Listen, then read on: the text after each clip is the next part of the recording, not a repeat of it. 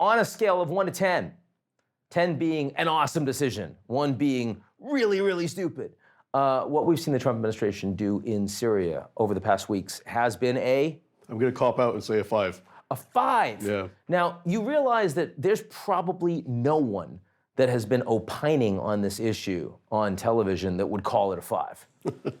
So I do recognize that. why are you, who are you trying not to offend? To be honest with you, I think I'm caught between calling it a disaster because of the way it's being done and some of the motives behind it.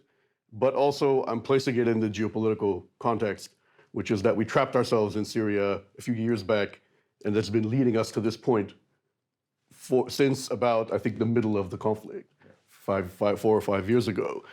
And so I didn't, under this presidency, didn't see it going anywhere good. And I kind of saw us stuck between, do we dig in further and try to iron out these contradictions in our policy? Or actually, do we just say, wait a minute, these contradictions are not addressable at a cost that we can accept? And so should we start planning a way out? I think we should have started doing that years ago. So the contradictions are what? The main one that stares us in the face, really, is the Turkey problem.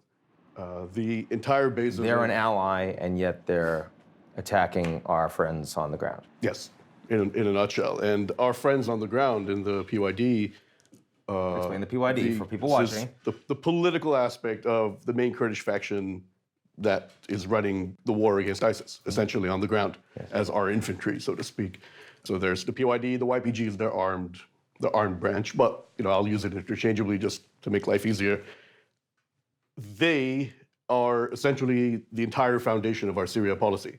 They're our partner on the ground, they're the force against ISIS, and they are supposed to be the local ally we have to dig in and build a long-term presence in that country and then project power from there.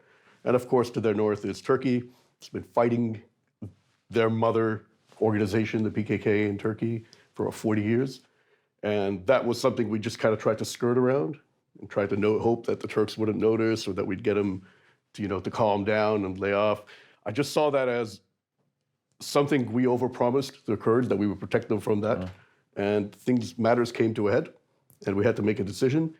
And not only did we have to make this really painful decision, there is a president in the White House who instinctively and temperamentally doesn't want to have anything to do with it anyway.